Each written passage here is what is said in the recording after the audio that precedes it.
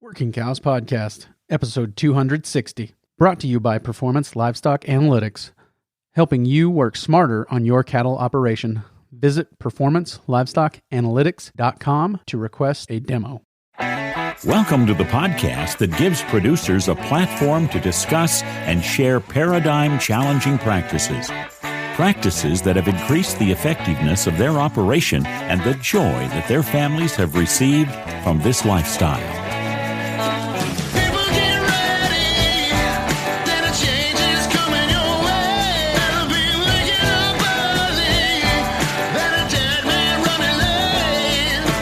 Howdy, everybody. This is Clay Connery, host of the Working Cows Podcast, powered by the Global Ag Network, and this episode is brought to you by Performance Livestock Analytics.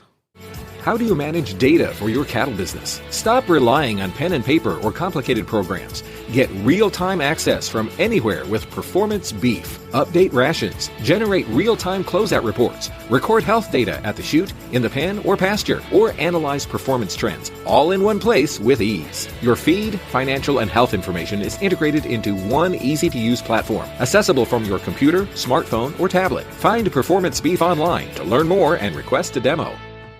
And on that note, very excited to be joined today once again by Dane Kuper. Dane is one of the founders of Performance Livestock Analytics, a company been doing some exciting things about helping bring technology to bear in the beef sector specifically, and got a few new initiatives that they're pretty excited about.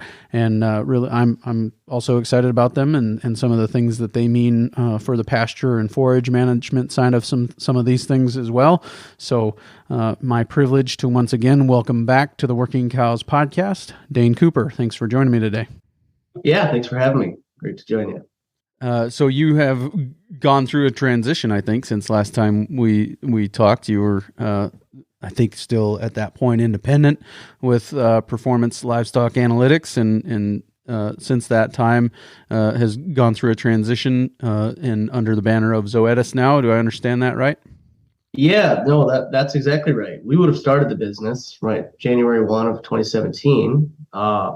And then Zoetis would have acquired the business April of 2020. So okay, that would have been our transition. So yeah, 2.5 years roughly now with Zoetis. And what has been your experience, I guess, just kind of from that startup phase through today? What's been going on at Performance Livestock Analytics? Yeah, it's been a really good experience. From just starting the business from the ground up. We started the business basically from some of the work we were doing prior, right? We were working at the Climate Corporation that was doing a lot of innovating on the row crop side. Myself and my partner at the time grew up on livestock farms in Iowa.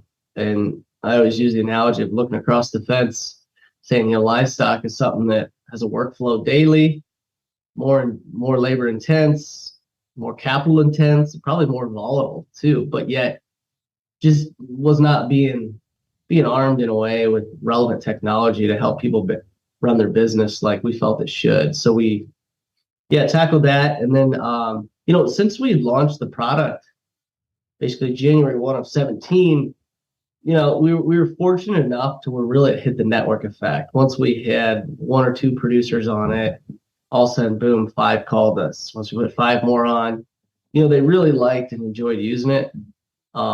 And I'd say, what's really been nice since being at Zoetis is not a lot has changed. A lot of people kind of warn you of the intimidation of working for a large corporate type company, but Zoetis has an accelerated growth business arm of their business to where they can bring businesses like Performance Livestock Analytics in and kind of leave them on their own. Let them keep their flywheel spinning per se, right? And that leverage the assets of what we can of Zoetis, of their larger stretch from a geographical footprint, their backing, their expertise, but continue to let us run our business. And so today, I would be the head of sales and strategy still at Zoetis, effectively still running the business.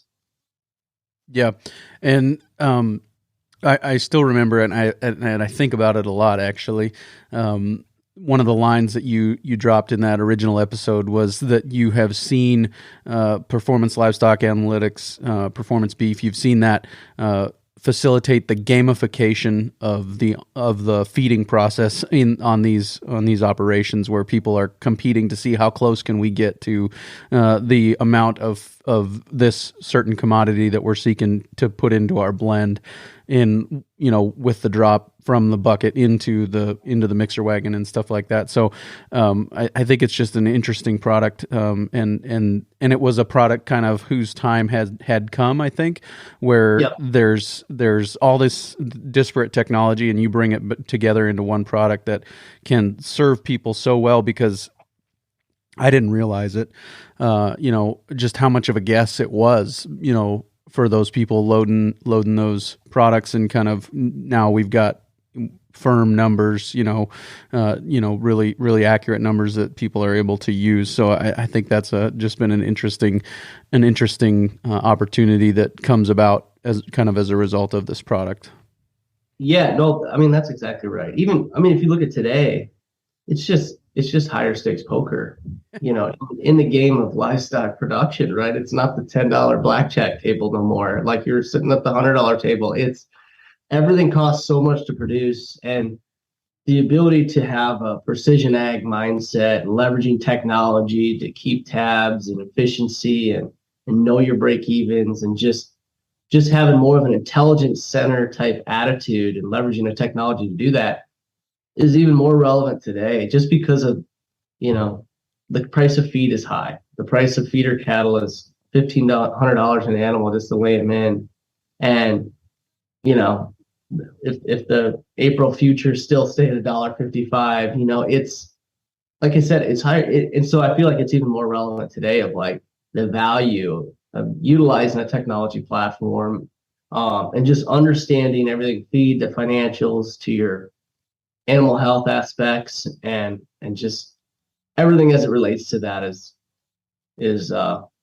like I said, couldn't be any more relevant than now with just the dynamics we've seen in the market. Right, and knowledge is power, right? You've got to know what that number is, and real time is, I think, the advantage of Performance Livestock Analytics is its real time numbers. You've got a number of what was fed today.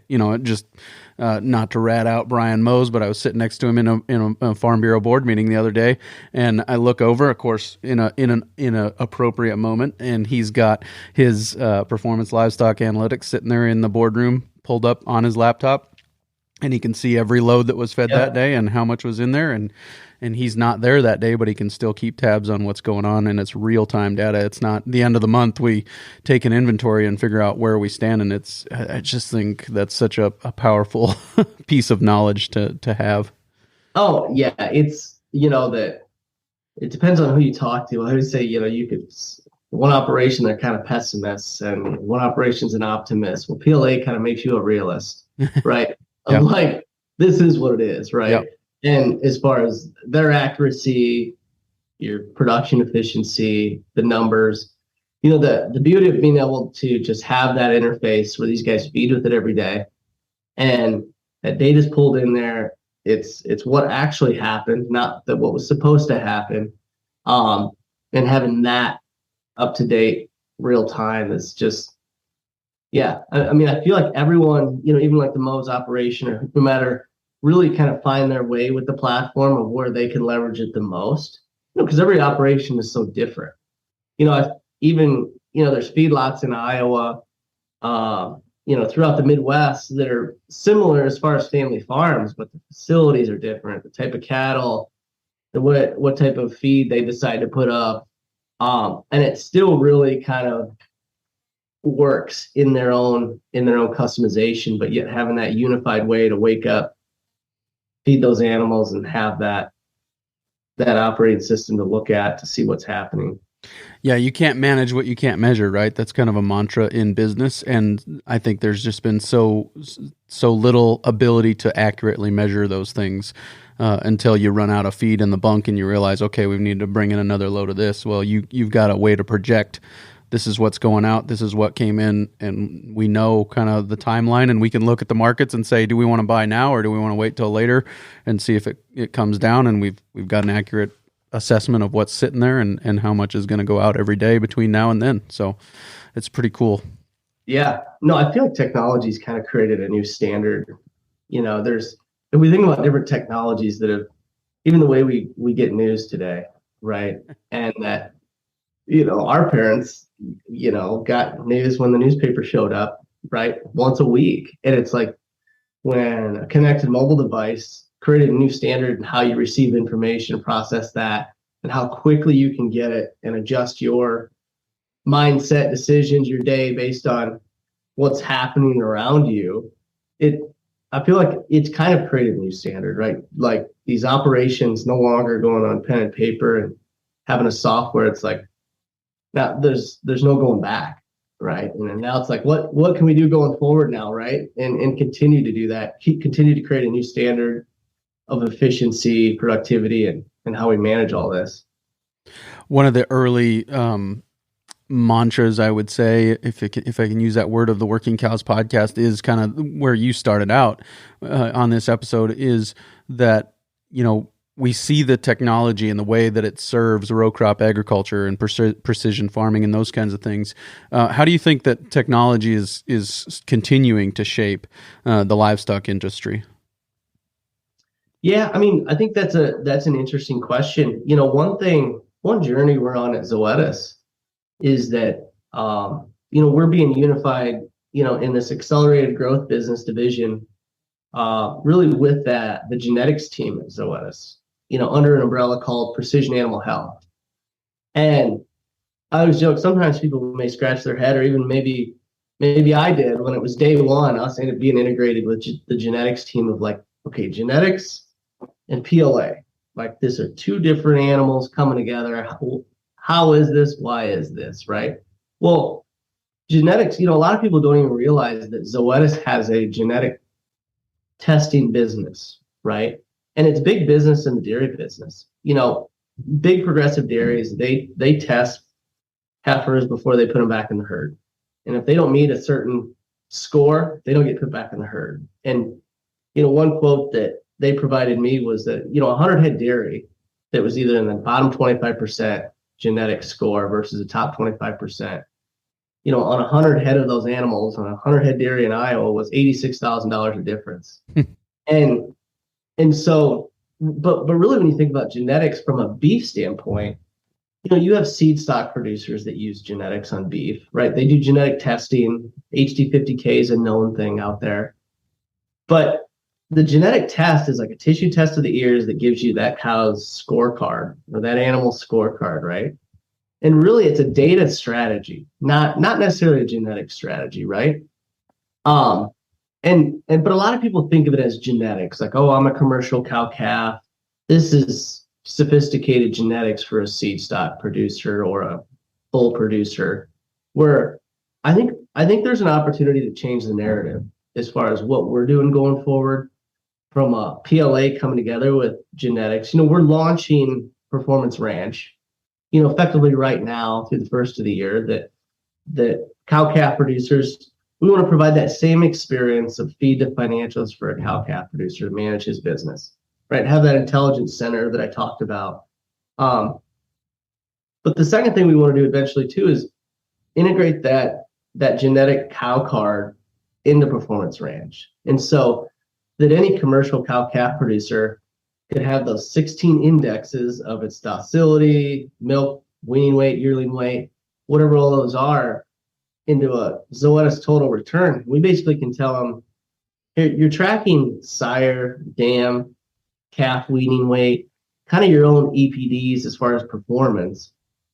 But what Zoetis can also do is just take that tissue test out of the ear for you, give you the performance, and then just give you that data so you can decide, right? So there's an example they always use of, right, there's 5 red Angus cows standing next to each other. They all look identical, but their Zoetis total return score is from 150 to 250, which is, that could be $50 a calf of productivity out of the top one versus the bottom one, right? And so today, as row crop farmers, you don't just buy Pioneer seed, DeKalb seed. Like you really are looking at what variety of seed, day length, what are those 7 different scoring profiles of standability, stay green, disease resistance. It's kind of the same thing on the cattle side, right? And I talk about, we were just referencing row crop to livestock. I honestly think, as we digitize things for the cow calf producer and help them, that bringing genetics to them and how they can utilize this asset of doing a tissue test, getting that cow's information of what animals put back in the herd, could be that same ROI relevance of a dairy that's got 100 head dairy that's got the top 25% cows versus the bottom 25%. It's just in a different way, right? It's in its yearling weight, weaning weight. There's different indexes, but that's real business. And it's a data strategy that's delivered through genetics. But I'm excited about the journey we're on to really digitize that and bring that to the commercial cow calf producer, because I'd say today, I think they're mostly kind of unaware from producers I've talked to. It just hasn't been brought to them necessarily in a relevant way. Maybe it's been focused on seed stock or whatever. But as I look at it, there's real value there and quick ROI. So I'm passionate. I grew up on a cattle farm, and so I'm passionate about finding these ROIs to bring back to the farm, not to just continue to bring technology into the farm as a guy that loves technology, but like back to my roots. Like if it doesn't work for my partner's dad or the colleague's dads, like it doesn't pass the test, right? So bringing that ROI back to the farm with genetics here in that next step, I think is exciting for us. Would you say that this tool is going to enable people to select the most profitable animal, essentially, the one that can get it done on lower inputs and those kinds of things? Would that be an accurate statement? That's effectively what it does. Zoetis has a score that they put it in this. It's a ZTR, Zoetis Total Return, where you don't have to sit there and analyze all these 16 different indexes and this matrix of which one is the best. They basically score it for you. Like the combined value of this cow is worth this much more than these. And I just kind of look over the shoulder as I learn about it. I'm always amazed. A guy that sends in 100 tests that and he's got animals in the bottom 20%, and he's got a one animal here in the top 1%. Like the variance on the average farm is amazing to me. It's like you go on your genetic journey, your trajectory starts to tighten pretty quickly of top end producing animals. And man, that's a 10-year decision, right? So today you're going to go buy that animal for a ton of money because the market's really high and the herd is shrinking. And so the replacement females are going to be expensive. But it's also, that's today's check expensive, but the difference of that animal producing for the next 10 years, it's just big business. You know what I mean? That's something to take serious. And that's why I'm like, man, this is a no-brainer for a cow-calf producer. We just got to bring it to them in a relevant way, right? If it's not in the palm of their hand in the sense of a smartphone and a very intuitive, then we're not doing it right. Yeah. Yeah. And I've had people explain to me EPDs, and I'm still not sure I got my head wrapped around it. So, I mean, this looks like this could replace the EPD in the bull sale catalog, right? Honestly, like we got to simplify that. It can't be, right? I'm the same way. Like reading the EPD indexes, I'm not there yet either, but it shows the percent rank, and they've kind of done it for you with total return, cow-calf score, and I think you've seen, they work with some of the biggest bull customers out there, right? In the seed stock business. And they've helped some of those bull customers do the same. This bull's a 5-star on feed efficiency. It's a 4-star on marbling, but just like simplifying that message of what is the actual value of this animal versus being an EPD expert, right? Like, yeah, let's not try to go there. You know what I mean? Right. It's it's different. Yeah, you know the meme, right? Of it's usually a GIF of the lady looking off into space, and there's all these formulas and numbers passing by her eyes. That's kind of how I feel when I look at Yeah, EVDs. absolutely. You can't. I have said that the exact same, like this has so much value, but it has to be simplified. Yep. Right. This is a hidden value, but the reason it hasn't been brought to the commercial cow calf producer because it hasn't been brought in those layman terms of just the simple ROI. Like, don't give me the data, give me the insights. Like, kind of tell me what to do. Right. Like, honestly, if I submit 50 cows to this thing and like on Performance Ranch, it should kind of tell me what to do. Like, that's the way you kind of feel about it. You know, even on these row crop platforms today, I can look up out of 10 fields, yield by variety, yield by soil type. I can quickly kind of just see, it just kind of tells me which ones are helping me win more than the others. And there's a lot of complexity to like what fields where, soil types, but you can get to those insights quickly. And I think it's the same attitude we have. And another problem I think facing cow-calf producers is you've kind of alluded to it here, the problem of gestational lag, right? Like it's a long-term decision buying this animal over that animal, and then it's going to take us a couple of years to see if that was the right decision, right? Because she's going to have babies, and then those babies are going to be developed and grow up, and then those babies are going to start having babies, and we're like, oh, well, yeah, it was the right decision, or no, we probably could have made a different decision. So do you think that this Zoetis total return also helps speed that up or make a more informed decision there as well? Yeah, I think that, there's a two-step there. Like traditionally you're buying these commercial females or a bred heifer in a sales setting. There's effectively no data other than the reputation of the farm it came from. And let's just hope it's not the bottom sort off that farm, right? That they're keeping the best themselves anyways. But like that those should effectively go through the ring with a digital cow card, right? And that's the next step of like Zoetis just actually launched with the genetics division with Superior Livestock, this blockyard ecosystem. But that's exactly where that is that basically what blockyard is it's taking this digital wallet or scorecard of feeder cattle, people that are already genetically testing and know that they have genetically superior animals. It shows the score, the group score of those animals within the lot on Superior, that you can go into Blockyard and you can get that data. And then if you buy them, you can actually buy that individual animal genetic data. So the animals that are going to, grow the worst or have the worst marbling, and you can actually manage those accordingly. So Blockyard is actually an extension of that, of kind of this marketplace ecosystem to where there can actually be data served up. You get the insights of the history on the animal, the genetics, and actually have the individual animal data once you buy those animals too. So that's exactly where it's going, right? So we've talked about, performance beef, genetic testing, and Blockyard. Tell me about the kind of the nuts and bolts of how that Blockyard ecosystem functions.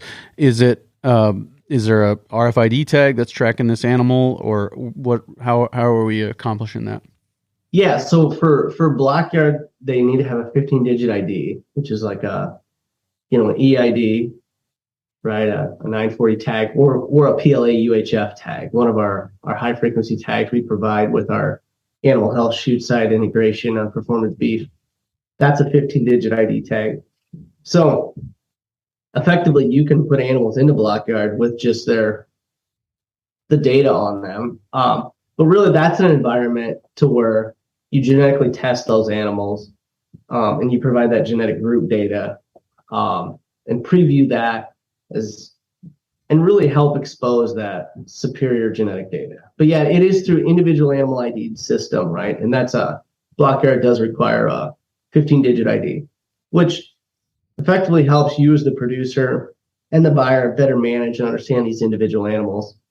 And what's nice on PLA, we've created a nice intuitive chute side experience, right? It's the iPad at the chute. that you can put the high frequency tag in and basically have a hands-off experience running animals through the chute. Get each animal's weight, see its history on it. Boom, you're going to hit this one with Duraxin. You can click that quick. Anytime that animal runs through the chute, you can say when it was last treated with what, vaccine history. So you can kind of see how this technology is coming together nicely, even with the value of genetics. How do we digitally expose that data and also provide an actual experience to manage it, run those animals through the chute, and log that information and actually do stuff with it. And so does it exist that it's kind of conception to consumption, that tracking of that animal? Is that kind of how this is playing out in some cases? Well, absolutely. Blockyard's built on a blockchain technology. It was actually a partnership of Zoetis and IBM that helped build out this blockchain ecosystem. But effectively, it allows not only just the integrity of the data to stay true, but the ability to transfer the data, and it protects that priority of it. And then, however, that data needs to be passed along, with the permission of the current user, whether it's an integrated food production system that they want to get more information to the packer or back from the packer, and so. PLA does a really good job of the digital software user experience. Genetics got a very valuable data ecosystem to help producers make decisions, and then Blockyard and this blockchain ecosystem really helps that roadway and these on ramps and off ramps per se for this data to come on and to be consumed by users down the chain, right, with the permissions of the current cattle owner, right, in whatever production system they might be in. And so, is it are the animals kept with the information, or is it something where the owner of the animal could sell the animal and retain ownership on the information? Does that, or how is that? Yeah. I mean, effectively, they would have a log of that information, but then also be able to pass that information with the animal. Right. So the information doesn't necessarily always just go with the animal. There's a data privacy permission that this seller of information does. Effectively, when you're putting animals on Blockyard, you're exposing those animals to be sold with the data that goes with them. And then the purchaser of that can buy that individual data through Blockyard. And so effectively through Blockyard, you're giving your permissions to effectively sell that data to the next owner. Does it represent another revenue stream then for the original owner? Yeah, it does. Well, it makes the genetic testing cheaper, a couple bucks cheaper through the Blockyard ecosystem. And it most fundamentally provides an avenue and an environment for them to actually be able to move that data, right, and pass it along. Right. What's the significance of it being on the blockchain in your mind? Honestly, to me, it's less about the blockchain. I mean, the blockchain is really about the integrity, right, and security, and the correctness of the data being passed along. But to me, the biggest thing is always about, our end user and their experience. It really just created an ecosystem to actually put animals on the Blockyard, expose them, and then to be purchased, right? The data. So this transactional ecosystem that never really existed within that genetics environment. So to me, it's more about the experience of the software actually getting it done. I think the blockchain technology just, provides a lot of assurance that the integrity does hold true, the security of it, from a technology standpoint. And it's got, very good scalability as far as, putting a lot of animals on it. And so, to me, the Blockyard project was more about the experience of being able to actually pass this data. Sure. Yep. And it's not a separate marketplace necessarily. They'll still be sold through Superior Livestock or Country Page or whatever, but they'll have this bit of data attached to them. Is that right?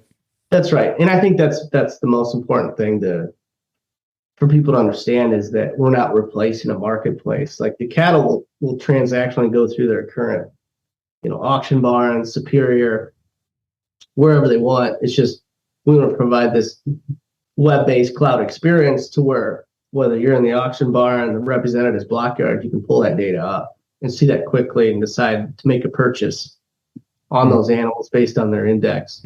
Whether it's Superior or a local auction barn, right? That there's a block yard mobile type experience for sellers and buyers to represent them as such, and that as long as you're connected on a connected mobile device, you'd be able to pull it up, understand what the animals are, their history, and make an informed decision. Yes, yeah, that's interesting. So, would you say that at this point, it's that kind of thing is not happening, and this is an innovation where this level of data and the integrity of that data is something that's able to be passed along, where right now that isn't happening. Is that how you understand it? Yeah, absolutely. The animals are represented as who the current owners were, what ranch they came from, or maybe what sire lineup of bulls. These came out of X bulls, but I don't know if our friend Brian Mose bought the cheapest bull in the sale or the most expensive bull in the sale when he's selling his feeder cattle to me. So, it's kind of one of those things that it really incentivizes people that have better than average genetics to really prove it, show it, expose it, and monetize it at a higher level. Just saying, here, I want to provide information on these animals that it's not just my ranch, a certain lineup of bulls, but like here's actual genomic information that shows they're worth more, right? They're not just my reputation as a ranch, but the fact that I am better than average is data sitting there in block yard for people to see. Right. Yeah. Are you working on any new products or updates that you can share? Yeah, I think the biggest thing right now is really the work being done on the launch of Performance Ranch, right? And just making sure that experience is hopefully meets the standard of what we've had on Performance Beef. And then unifying that shoot side experience, so the individual animal management of being able to tag those animals, run them through, weigh them, have that animal health, traceability, and management aspect to go with it, while improving animal health as well for both Performance Beef and Performance Ranch. And so I'd say those are pretty big lifts, for our organization, for software development, launch, effectively go into a whole new market, cow, calf, and ranch producers. And so that's really the next big step for us. What's the functionality of Performance Ranch? What is it? What is the product itself?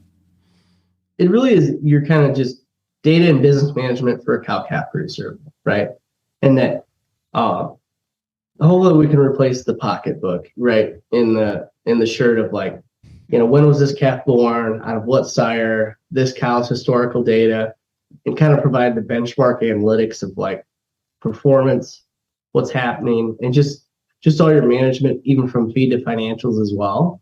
What cows are in what paddock, what are you feeding them, what's your costs associated, what's the performance associated, just everything as they run their business, that if we can just make it quick and intuitive on their phone through that mobile application, hopefully it provides a lot of management value and insights in the same way Performance Beef is today. So is there a pasture management piece to this where there's you can draw in paddocks on your ranch and say they're here, we're going to move them there later? That kind of, is there that functionality? It'll be in a more simple manner here on the initial launch of like, you'll be able to create pastures and assign animals to pastures, move them, but not necessarily a visual representation of like drawing it out, what animals are where. But, yeah, we've got a pretty big development team that continues to push updates daily. And those are things that, as we get, we want to make it easy and intuitive just to complete that management and tasks. And then really help let the cow calf producers tell us what they continue to want and see value in on their farm to continue to development. And if that's one of them, that's certainly something we'll pursue. Well, and I think the records of where they've been and how long ago they were there and kind of some of those things are more important than the actual visual representation. I guess that's kind of more the direction I was going as far as pasture management and how many cows were there for how long and how long have they been away. That's more important in my mind than actually getting to see it. Yep. No, absolutely. That's exactly right. And you are doing that. Yeah. They'll effectively get that. Yep. And then how's the actual data collected? You mentioned it being mobile application and kind of maybe replacing that book in the pocket of every rancher in during calving season. How is that data generated and collected? I mean, they'll still, input that initial data, right, from the arrival of that first animal, what tag number they assign, but if you look back, we launched animal health chute side with performance beef, right? And that's that individual animal tag management. That functionality probably has more value to the cow-calf producer than it did performance beef producer. It still has a lot of value on a performance beef feedlot operation, but as these cow-calf operations are investing into what bulls, cows, which ones are producing, the calves, that the individual tag management, I think, that comes with Performance Ranch will provide a lot of value. Whether they want to use that UHF tag as like a hands-off experience every time they run through the chute, or log the tag information when they're in the pasture, or if it's just a dongle tag or an EID that they got to want. I think the individual animal management is something that can seem tasking on a bigger scale cow-calf, but I feel like we can make that pretty easy and intuitive for them. And especially when it comes to even their genetics journey, right? Like if they're using Performance Ranch to be more progressive and improve what they do, we want to make that genetics experience of understanding which ones have the best genetic values that are going to provide more ROI and productivity in that Performance Ranch experience tied to that individual animal tag. That's can seem intimidating, like I said, but through a software, we can make it a very easy and insightful experience. So I think with Ranch, it's not only managing that data, but I think it's let people take their genetic testing experience in an easy, very insightful way. Is something we'll be able to activate and provide a lot of value to a lot of cow-calf operators. What has you most excited in the cattle industry right now? What's exciting, I think, is just the changing dynamics in profitability and just on-farm revenue. That it's really good just to see the industry come into a more profitable state of production from a cow-calf feedlot, that they're getting paid the value of the animals that's being produced on the plate. That dynamic's kind of changing it. That feels good.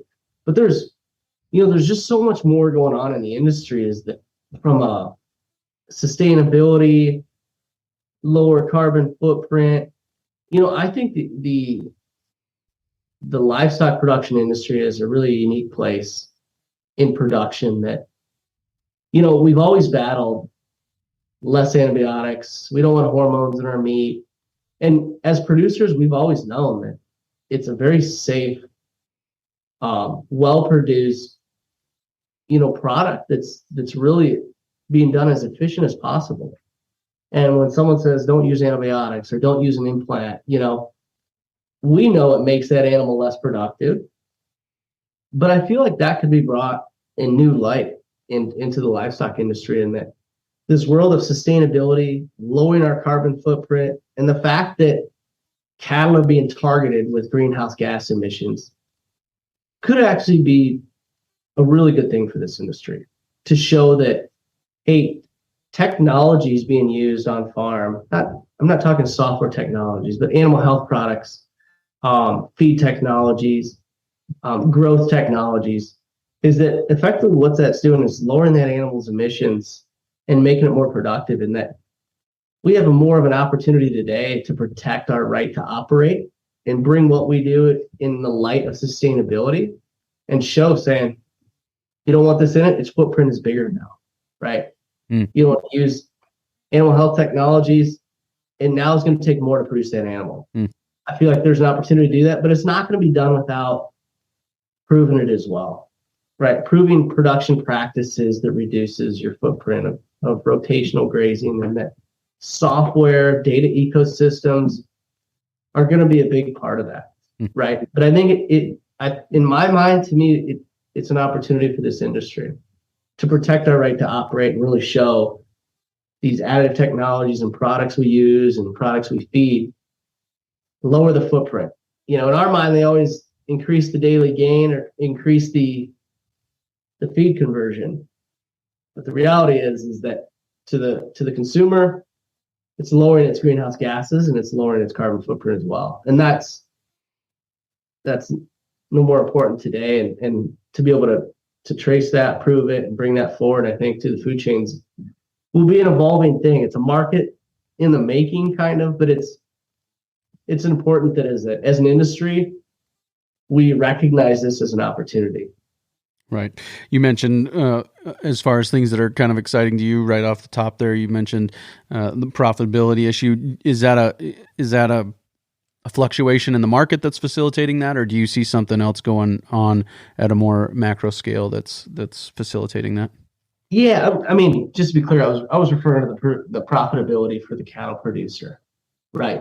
And that we're seeing cow numbers come down, right? We've seen liquidation of the herd due to drought and other dynamics, and that what a rancher is getting paid for his weaned calf today is so much more than what it was a year ago. It could be $500 a head more in this environment, and that you've seen the cash market really in the upper Midwest or across the Midwest really be thriving this summer, right? And the spring through summer, and that the competitive bidding and the positive basis we've seen just has shown the profitability and the competitiveness for an independent cattle producer, whether a cow calf or a feedlot, to kind of come back to life, and that there was an environment to continue to thrive. And so, through that packing plant fire, COVID, these guys went through a battle. I've got a feedlot myself, and we talk to these producers every day. Those are some tough times of watching box beef prices at a higher price and getting paid a low amount still for a well-produced animal. And so, just in general, seeing a good competitive, profitable dynamic on these farms is a good thing for everyone. Yeah. Yep. And the drought, I mean, on top of all that, the drought was a significant significant challenge for a lot of people, and still remains a significant challenge for a good portion, at least, of the landmass of the United States. So, continue to keep that in mind as well. But yeah, I appreciate your time today, Dane. You got anything else that you wanted to share, or any other nuggets that you were hoping to communicate today?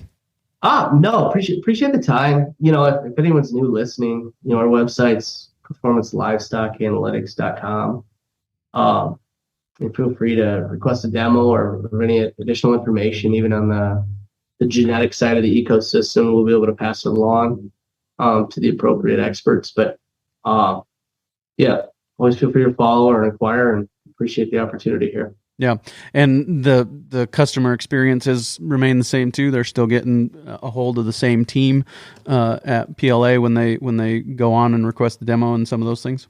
Yeah, everything's the same. Our original team, a customer success team, it's that same experience of that support, making sure they have someone there that you call in, you get an answer, or you get a call back quickly.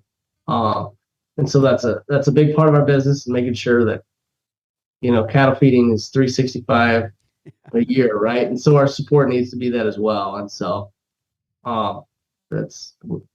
we back it with that customer support team that does a great job. Yep. Yeah. And I think that was mentioned by Luke and Natalie Kavarak, that kind of support that they've called you when they wouldn't have expected to get anybody to pick up. So, yeah. Yep. Very good.